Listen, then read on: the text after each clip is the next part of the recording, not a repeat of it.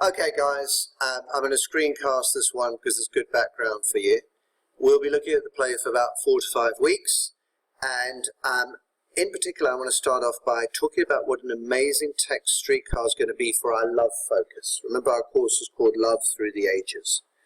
Now there will be a strong element of physical and heterosexual love, and I will be emphasizing this in my talk now a great deal.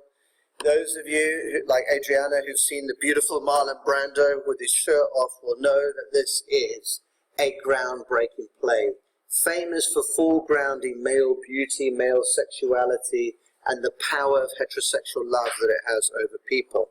It's a fantastic link to atonement, obviously, Robbie and Cecilia, wham bam, thank you ma'am, scene in the library, okay? There is, however, a very different, highly contrasted idea of chivalric or romanticized love. The main character, the protagonist, is Blanche, and she looks back to a relationship which she has with her young husband, a guy who commits suicide, who is very effeminate, very loving, very romantic, and their relationship predominantly takes place through letters. Now, if you think of the connection to Petrarch, who wrote all of those poems to Laura, and never met her, then you'll see that there's this idea of letters. Now again, clever people like you will be thinking atonement, won't you? And you'll be thinking about that there was a sexual element to Robbie and Cecilia's relationship, but there's also this epistle element, isn't there, of writing and letters. So you could argue really that in atonement there's the union between mind and body, or between soul and body. What we're going to see in Streetcar is people who don't have that union. We're going to have a highly animalistic, physical kind of relationship between Stella and Stanley. Stella's absolutely sexually infatuated with her husband and stays with him for that reason. And then we're going to have Blanche in the memory of her sort of quasi-gay husband, in which sexuality didn't play a role. We're also going to look at forbidden love as well, because Blanche, unfortunately, has a liking for young men. And she has pretty naughty little paedophilic tendencies. In her school teaching job, she often seems to want to seduce young men, and there's a particular scene that's quite shocking for 1940s, 1950s America, in which she tries to seduce a young man. We will also be looking at the idea of domestic love, but not in as much detail. And very important theme will be love as a shelter. Love as a place to hide from a world which is hostile. And that again will be Blanche and her affair that she has with Mitch in the play. And then we'll also be looking at the dark, sadomasochistic side of love, how it gets you into real trouble. Now I know that somebody here did The Woman Who Walked Into Doors. That was you, was it, Katie? And so you might want to, be able to compare in AO4 the idea that so many women become trapped by physical obsession with a man, and how that kind of dark route into abuse can happen, because there are elements of that with Stella who's beaten while being pregnant. So I want you to think about some of the things I've talked to you about: crazy heterosexual love, homosexuality, domestic abuse, open sex, and domestic violence. This is pretty groundbreaking stuff in a play, isn't it? Yeah. So I want you to put the play back into context and understand that this is a shocking, interesting, amazing play for its time. And even today, if you go and see it, it is actually quite a heart-rending, difficult play to watch, okay? Tennessee Williams, I've called my first slide A Matter of Evasion, okay? I should have told me the screen was frozen, guys. And I've called it A Matter of Evasion because Tennessee Williams was one of the first very openly gay writers in the United States. But he was notoriously evasive about the way that he dealt with homosexuality. So I'm warning you already, you have to read deeply within what we called before the codes of censorship. We have to actually understand what it is that he's trying to say implicitly. Partly because he himself is evasive, partly because at the time people would not have allowed an open discussion of sexuality. Our context point would be Alan Turing, wouldn't it? What do we know about him? He was the coding guy, yeah, who was sent to prison, wasn't he? And as Katie just said, in those days, they were still practicing chemical castration. So that was an honest-to-God way in which they dealt with gay people. They chemically castrated them, yeah? Here's a picture of Tennessee Williams there. Always a bit of a disappointment seeing Tennessee Williams because he wasn't a good-looking lad and he was a little bit plump. He hit the drink pretty hard, and what you need to know is that he put a lot of himself, his plays are highly autobiographical, he put a lot of himself into his work. He was born Thomas Lanier Williams. As I'll tell you later, Tennessee was a kind of nickname, a nom de plume for him. His mother was obsessed by fantasies of being a southern belle, a wealthy old country girl, and we'll see this with Blanche. There's a lot of his mother in Blanche, okay? His father was a traveling shoe salesman, and Tennessee Williams felt very ashamed of this. He wanted to be posh. He wanted to come from illustrious heritage. His father was also brutal, a womanizer, and basically beat the crap out of his gay little son. So you had overbearing father and a mother who was very protective and nursed him. Very sick while he was young, most of the time, a hypochondriac and also very sick though. His older sister, Rose, was a huge model for him. She was very kind, they were very close, but she was terribly emotionally disturbed and was institutionalized for most of her life. Context, interesting for most of you, One Flew Over the Cuckoo's Nest, we will recall that even in the 1960s, the predominant treatment for mental illness was ECT, electricity, or, worse still, was lobotomies were widely practiced, and in the end, Rose is given a lobotomy. This haunts Tennessee Williams, so a lot of his female characters are troubled by mental illness and are highly tragic figures who cannot take the harshness of the world. He had a younger brother, Dakin, who was favoured by his father, and unsurprisingly, he never wrote anything about him at all, so he doesn't figure in his work at all, okay? So, Tennessee was the name that he chose as his writing name in the end, and I think that that's quite interesting, guys, because he really saw it as important that he came from the Deep South. And what I need you to understand is that the Deep South now is seen as a sort of hick, stupid, redneck, racist place, isn't it? That's not the way they saw themselves. They saw themselves as gentlemen, as the inheritors of the true United States. And they looked at the North as a place of scummy behavior. They saw themselves as having the really beautiful heritage of America, coming from the wonderful architecture. Most of the literature in the United States came out of the South for a long time. So Edgar Allen Poe, Brockton Brown, Hart Crane. So really, literature was dominated by the South, and they saw themselves as more refined and more interesting, okay? I think it's very important there. I'm going to talk to you a little bit about D.H. Lawrence, because he was a big, big factor in Tennessee Williams' work. D.H. Lawrence was a British writer, as a lot of you know. He wrote Lady Chatterley's Lover, amongst many other things. His father was a brutal and violent and uneducated miner, and his mother was a highly cultured woman who got him playing the piano and reading. So you see why Tennessee Williams was fascinated by his life and used his work as a stimulus for a lot of his projects, okay? I've talked about Rose already, so I'm going to move past that, okay? Homosexuality is a very important part of his life, but he's less explicit in plays. And this is a genre point for you, I think, is that I think plays are more censored. Maybe because the action unfolds in the stage before you. So having a man kiss on stage, for instance, is highly controversial, isn't it? Much more so than if you read about it in a book. So in Tennessee Williams' short stories, he often writes very explicitly about homosexuality, gay sex and stuff. But in the plays, remember what I said? We need to read within the codes of censorship. We need to look for what is implicit in many cases. He was with a man called Frank Merlo for a long time, from 1947 to 1961. This was the period when he did pretty much all of his writing that really counted. After that, when Frank Merlo dies in 1961, Williams falls apart and turns to drink and drugs. But eventually he dies by choking on a bottle cap. How that happened, I don't know. Okay.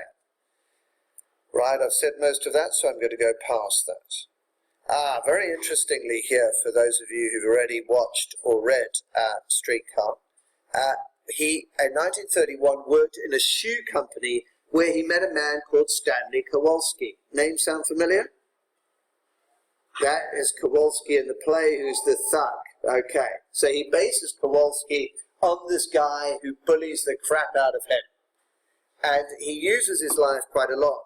His nickname from the other workers was Shakespeare, because he was always writing. And of course, being a little gay guy who's writing all the time, what do you think the other factory workers did to him? Yeah, they beat him up and kicked his ass whenever they could, yeah? Which is why I always say to all English students, be a reader, but also do MMA. Then no one will hurt you. 1939, he moves to New Orleans, where the play is set, okay? And that's going to be very important to him. 3 plays. I want you to know about all 3 of these, and we will do extracts from the others. The Glass Menagerie in 1944, about a girl who lives in an imaginary world with glass animals, which he calls her Glass Menagerie. Who do you think that girl is based on? Rose, his sister. She wears a leg brace. She is mentally and physically scarred.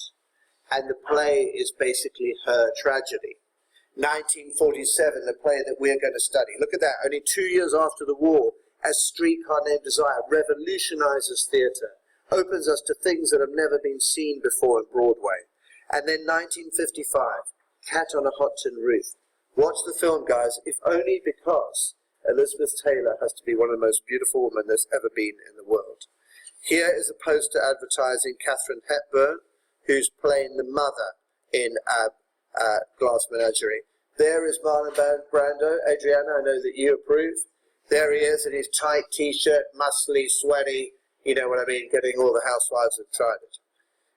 Here is a scene of Marlon Brando, and so we're going to see this new kind of rough theatre in which he throws things around, he snatches things, you know what I mean, he's a violent male.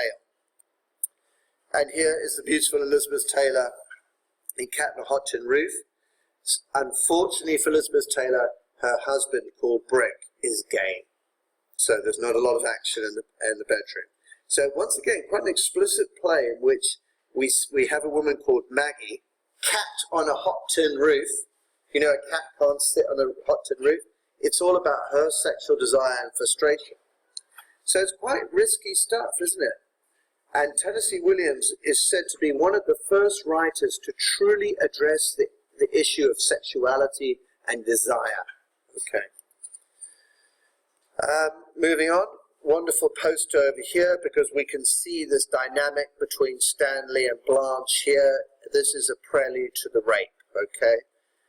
He had an incredible career, 30 plus plays, a poet, a short story writer, amazing guy, really, okay? So, what do I want to know? I want you to know that he focuses a lot on the Southern experience. He focuses a lot on sexuality. He focuses a lot on worlds colliding, the old world of the South with the new world of post-America. He also focuses on elements of Christianity. And he is very much a modernist writer, guys. He's a modernist writer because he doesn't write linear plays. It's not beginning to end, like a lot of plays were previously. It's kind of beginning, back into memory, back to the present, memory mixing all the time. It's sometimes hard to know in the play whether we're dealing with the present or whether we're dealing with memory. And that's very much a feature of literary modernism. In fact, you will link it to Handmaid's Tale, where we're swaying in that way, aren't we? And where time is not discrete, in which the past and the present merge quite often, and we readers have to work out what's going on. Okay. There we are, Josiah told you. Elizabeth Taylor looking pretty ravishing, isn't she? And the actor with her playing Brick, you should all know this as well, one of the most famous Hollywood actors of all time. Paul Newman, guys, Paul Newman, okay? So, a beautiful couple, And this is really quite interesting because what Tennessee Williams is really interested in his theatre is taking the image, look at that beautiful, perfect couple, and showing the layers of misunderstanding and hurt and the repressedness that lies behind the world of images. So Tennessee Williams, like Arthur Miller, liked to take the public world and then take you behind the scenes, delve deeper, and reveal that there was so much more to the story than met the eye, okay? I've spoken about the Glass Menagerie, but I will say once again, very much a memory play narrated by a guy called Tom, and again, moving between the past and the present, swaying between different time frames. A new kind of inner theatre, a theatre of the mind. Yes, a huge theme always for Tennessee Williams is the idea of illusion versus reality. And this is a theme that will be very big also in our play Streetcar. Right, I'm going to move on from this because I don't need this. I wanted to talk a little bit about, on the level of the set. Tennessee Williams changes theatre in every single way. He talked about plastic theatre. He was the first person to have see-through walls so that you could have city images projected through the wall. So that you, for instance, in Streetcar, quite often there's shadows that come through the wall because you want to feel Blanche's inner mind. He wants you to feel the character's inner emotions, etc. So he uses a lot of explicit expressionist techniques, okay? He uses a lot of lighting. He uses gauze curtains so you can see through. And that creates a move away from solid walls. He likes to give a sense of illusion. So in the Glass Menagerie, the centerpiece is the Glass Menagerie, the little glass animals with all the light shining on them, creating this kind of little fairy tale illusionary world. He wants you to feel the character's inner mind, you see.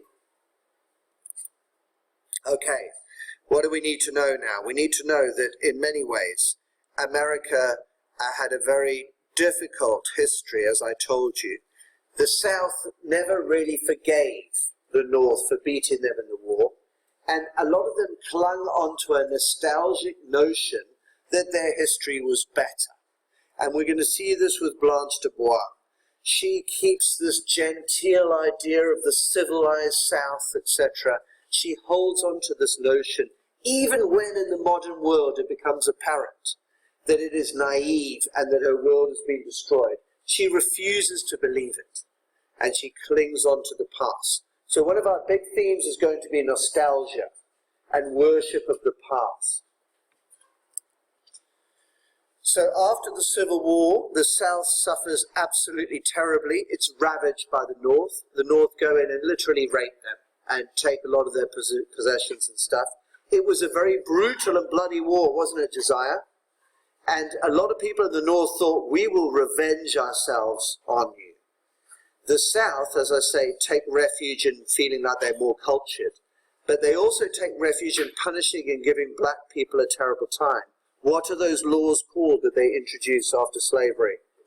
Jim Crow laws. So you know about those, yeah?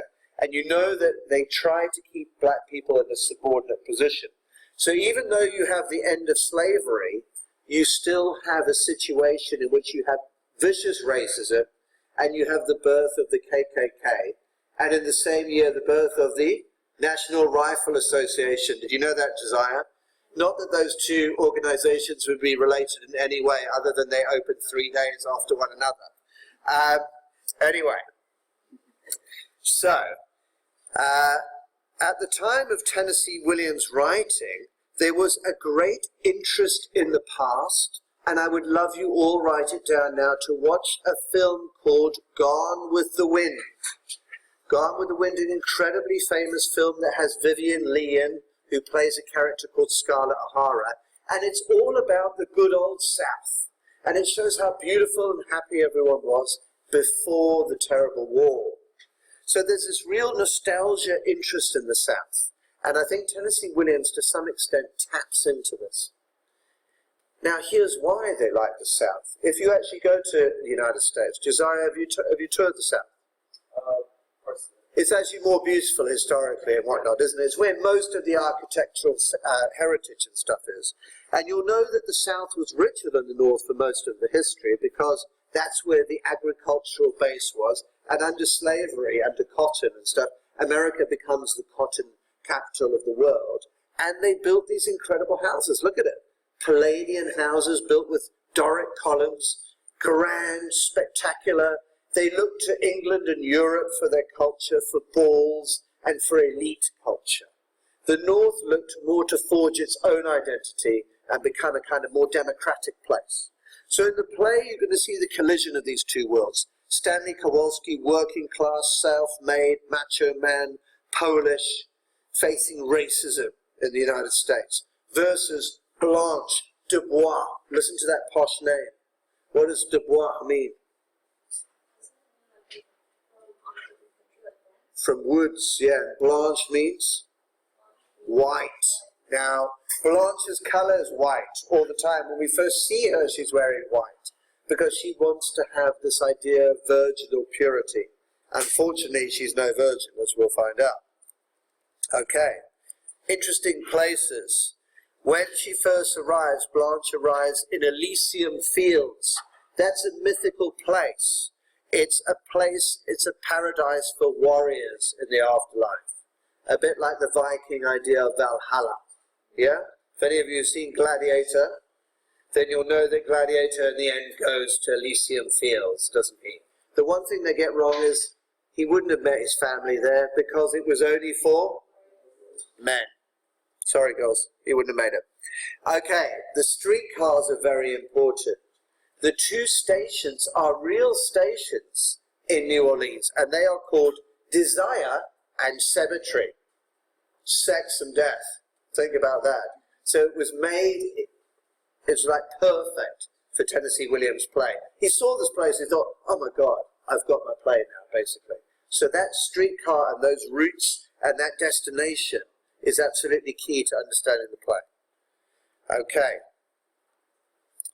Now, moving on, New Orleans is a place of cultural mix. It is a heterogeneous place, isn't it? New Orleans, it was French originally, wasn't it? Yeah? It's also a very black area. It's where Cajun cooking comes from, isn't it? It's a musical paradise. It's where voodoo comes from, or juju, you know, because there was a lot of African culture there.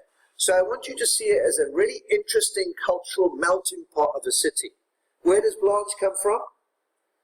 Rural white America. Where does she go to?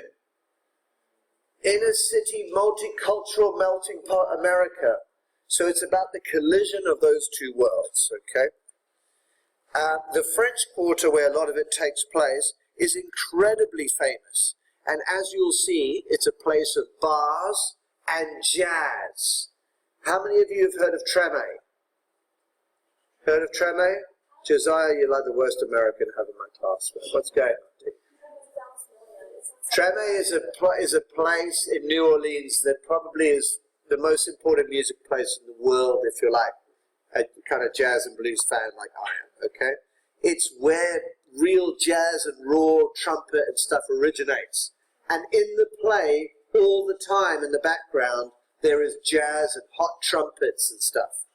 So it's this idea of a new kind of evolving music. Think to yourself all the stuff I told you about subcultures evolving. Now Blanche, when she hears music, she hears the Bossa Nova, a waltz, and she thinks of balls. And now she's stuck in New Orleans, and it's trumpet music with black people and drink and working class roughness. So you see again the collision of two musical worlds. The streetcars are incredibly important, partly because they represent a new kind of America. What's the America they represent? Well, everybody takes a streetcar, don't they? It's a democratic form of transport. Blanche would have taken carriages. They would have been manned by black people and footmen. So she came from this elitist, cloistered idea of travel. And then you think about this is modern America. We're all stuck together. Do you have a lot of space in the streetcar? No, so it's about claustrophobia, it's about the removal of privilege. Again, it's about heterogeneous ideas, heterogeneity, the mixing of all different kinds of people, white and black, men and women, classes. So I think that that's very, very important. I think he chose the streetcar as a symbol for a reason of this new post-war America. Now, when Streetcar begins, we are just after the war, and indeed Stanley is a war hero. So I need you to understand that that historical context is extremely important too, because the working class male, especially Italian and Polish, etc., who had traditionally been kept down by the WASPs, by the white Anglo-Saxon Protestants, these guys came back victorious, fighting the Japanese, and how do you imagine they felt? Exactly. I am a brave hero. I fought for the United States. Never again will I be repressed. So there was a real sense in which a lot of working class men's confidence grew because of the war. And I want you to see Stanley Kowalski in that context. He is a decorated war hero. Like hell is anyone going to tell him what to do? He killed the Japs. You know, he's not going to come home and be pushed around by posh people, is he? So I want you to feel this new idea of this empowered working class. Think about the story I did with you, the Destructors. Do you see the same thing happening in England as well? So you have this newfound confidence. We are not going to listen to the establishment anymore. We're going to challenge things. We're going to resist. We're going to be controversial. We're going to smash up some of that old world, aren't we? Okay. And what's very important in it is that a lot of the scenes take place, and this is where the kitchen sink realism comes in. Remember I said in England? Now, Tennessee Williams is not a realist, but elements of his play are very realist, and there are definitely elements of kitchen sink drama. You're going to see him. Look at him there, Emily, sweating away. What do you think the next thing he does on the stage is? He takes his shirt off, and he's got rippling muscles and stuff like that. So there's a new kind of physicality in the theatre. Also, men behaving in that way, in such an ungentlemanly way, because he talks very openly about sexuality and drink and everything, as we'll see. We also see drunkenness. We see male violence towards women. We see poker. This is not the traditional subject matter of theatre, is it? You know, theatre tended to romanticize life. This is shining the harsh spotlight on a new kind of dark, gritty realism, the world that we haven't seen hitherto in theatre, okay? And I'm going to end with a slide you'll be glad to hear, because I can see people glazing over. Probably the most important slide. So we need to think about the play as a series of juxtapositions, as a collision between two worlds. We have two characters who are temperamentally very different. They don't think the same way, they don't act the same way. But also, it seems to me that on the macrocosmic level, they represent an important conflict within American culture. Stanley, he's working class. He's a factory worker. He's urban. He's a man of action. He works with his hands. He is proud of his physique and his physical power.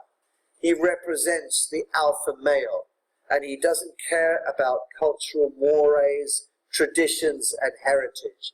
He rejects all of that. Blanche, as her French name suggests, connects her directly to aristocratic France, doesn't it? Blanche Dubois. You can hear it in the name, can't you? It's this kind of Norman privilege, isn't it? She is so proud of her heritage, her family. You see that pucker house I showed you, the plantation? That is Bellerive, where she comes from. Bellerive means beautiful dream.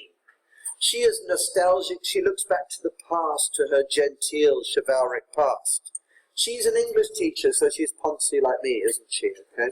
You'll see she loves the poems of Elizabeth Barrett Browning, the sonnets to the Portuguese, they called.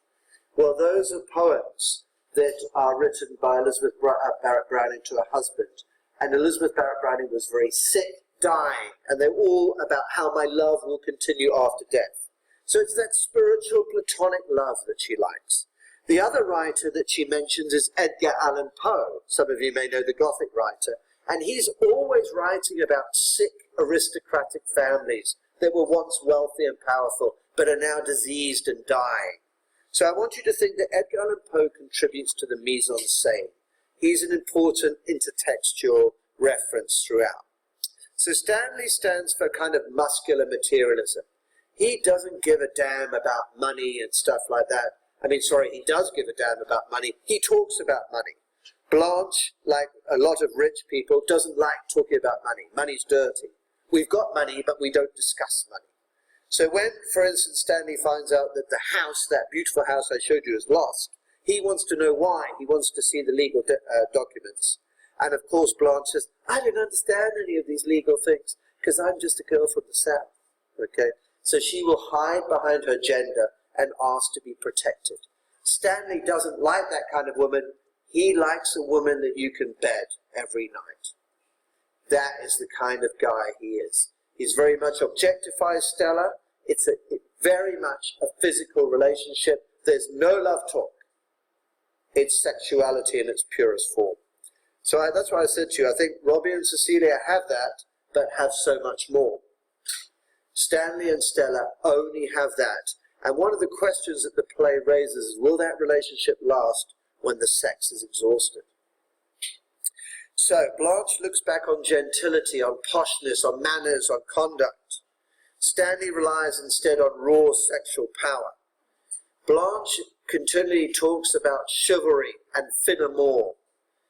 Stanley, on the other hand, is brutal. He's a man of realism. He's associated with the light. He's always pulling the curtains open, or he pulls paper lanterns off the bulbs. Symbolically, he wants to shine a light on things. He likes the harsh light of day. Blanche hates the light. She's always seen in the darkness, and she always turns the bulb down and uses screens and curtains to soften light. And she talks about her love for what she calls poetic reality, soft focus. She would have loved Instagram, wouldn't she? She would have put those filters on, girls, wouldn't she? Okay, so Blanche would have filtered, much like a lot of middle-aged women who look 20 in photos. Blanche would have loved those filters. So we know that Stanley is a man of the military. He is a warrior. Blanche, on the other hand, is a woman who likes to use the weakness of femininity. She's always ill, has a headache, is tired, is worn out, because she appeals to male protection and to the chivalric codes in which men are there to protect women.